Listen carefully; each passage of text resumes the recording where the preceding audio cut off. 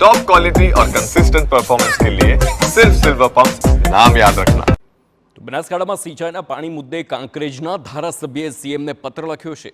કોંગ્રેસના ધારાસભ્ય અમૃતજી ઠાકોરે ખેડૂતોને પાણી પૂરું પાડવા રજૂઆત કરી છે। નર્મદાની બ્રાન્ચ અને માઇનોર કેનાલમાં પાણી છોડવાની માંગ કરવામાં આવી।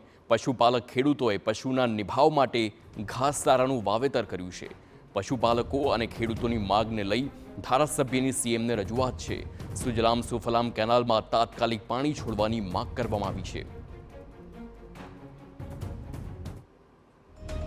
ખેડૂતો બાજરી જુવાર તેમજ પોતાના પશુપાલકને નિભાવવા માટે લીલા ઘાસચારાનું વાવેતર કરતા હોય છે।